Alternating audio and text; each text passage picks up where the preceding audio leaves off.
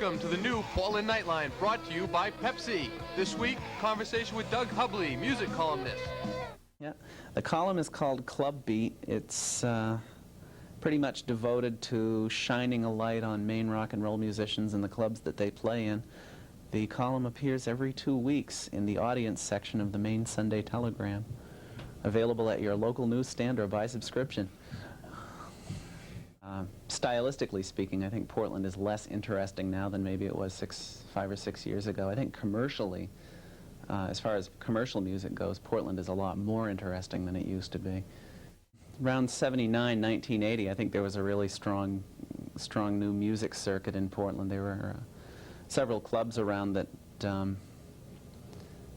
that made it possible for progressive groups to make a little money, which isn't really the case now.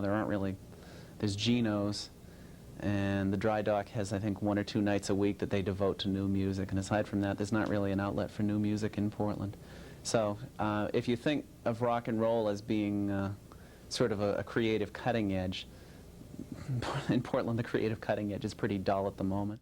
I think the problem is that most people don't want to hear it, so the club owners won't book it, so the groups don't get hired.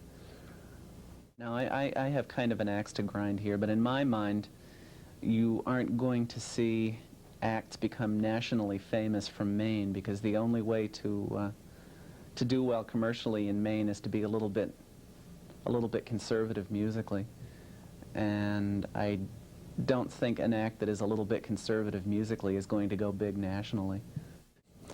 I learned guitar when I was 12 years old. That was 1966. I got into my first band when I was 16 in 1970, and I've been in bands on and off ever since, although never really commercially successful. I used to play with a group called the Fashion Jungle.